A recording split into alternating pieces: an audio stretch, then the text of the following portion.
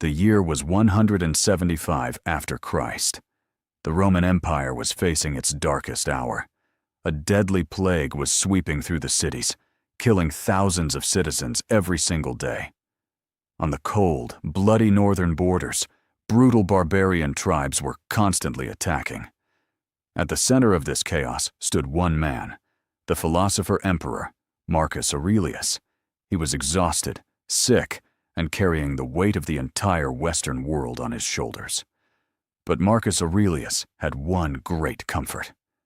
In the eastern provinces of the empire, his most trusted general, his absolute best friend, a man named Avidius Cassius, was guarding the gates.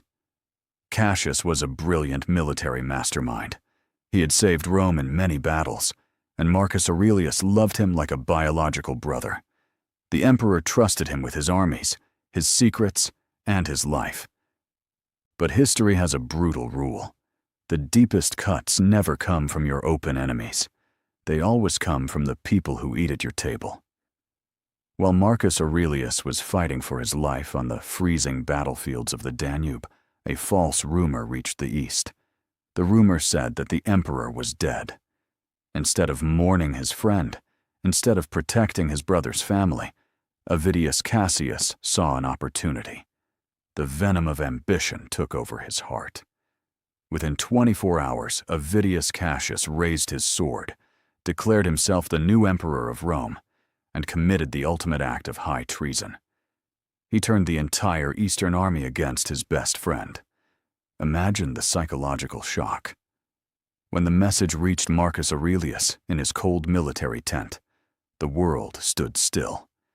His health was failing, his soldiers were tired, and now, the man he trusted more than anyone else in the world was marching toward Rome with a massive army to cut off his head. The average man in Marcus Aurelius's position would have exploded with rage. They would have cursed the heavens, screamed in pain, and demanded the blood of the traitor. But Marcus Aurelius was not an average man. He was a Stoic king. Instead of panicking, he sat down in absolute silence. He locked his emotions inside an iron box and looked at the situation through the eyes of pure logic. He called his generals into his tent, and what he said next shocked the entire Roman Senate. He did not ask for revenge.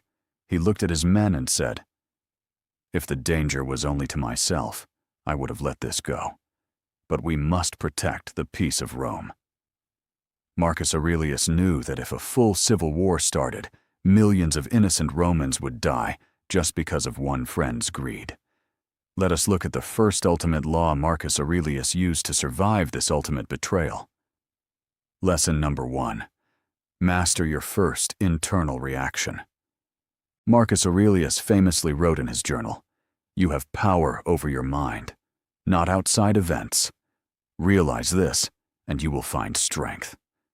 When someone cheats you, hurts you, or stabs you in the back, your ego demands that you react instantly. You want to match their toxic energy. But the moment you react with wild anger, you lose the battle.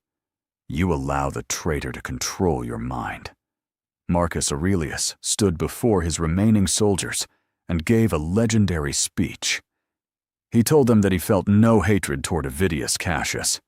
He said that his only wish was to capture Cassius alive, look him in the eyes, forgive him publicly, and show the world that true friendship and loyalty are stronger than ambition.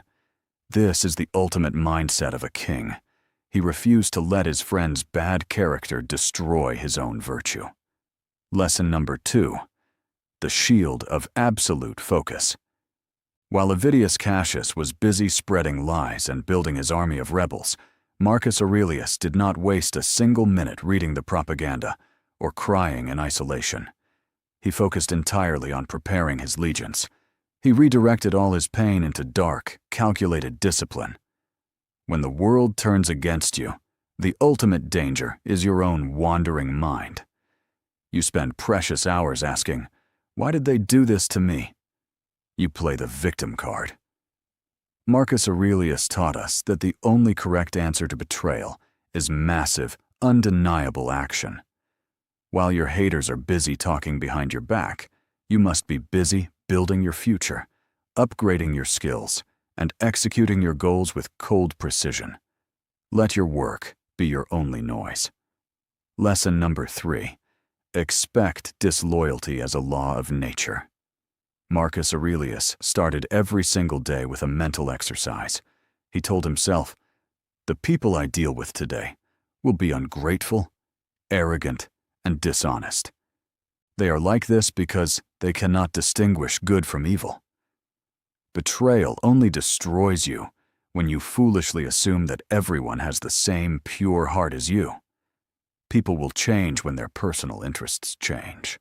A snake cannot help but bite. It is in its nature. When you accept this brutal truth of human psychology, you stop taking disloyalty personally. You look at a fake friend the same way you look at a rainy storm.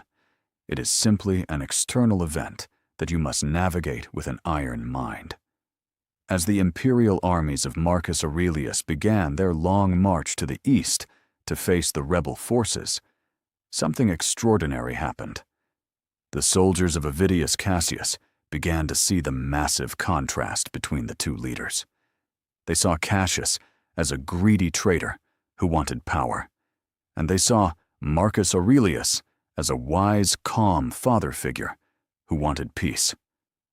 The moral power of Marcus Aurelius's silence was louder than any war cry. The rebellion began to collapse from the inside. One quiet morning, inside the rebel camp, a group of Cassius's own officers realized they were on the wrong side of history. They walked into Avidius Cassius's tent, drew their swords, and cut off his head. They brought the head of the traitor to Marcus Aurelius, expecting a massive reward. They thought the emperor would celebrate the violent death of his enemy. But when Marcus Aurelius looked at the bloody head of his former best friend, he did not smile. He did not cheer. Instead, he wept. He wept because he had lost the chance to forgive his friend to his face. Marcus Aurelius refused to view the head. He ordered his men to bury Avidius Cassius with full military honors and burned all the secret letters of the conspirators without reading them. He said, "I don't want to know who else voted against me. I want to heal the empire, not destroy it." This is the ultimate victory of the Stoic shield. The ancient king did not win by destroying his enemy with physical violence. He won by remaining morally superior. He rose so high that the betrayal could not even stain his soul.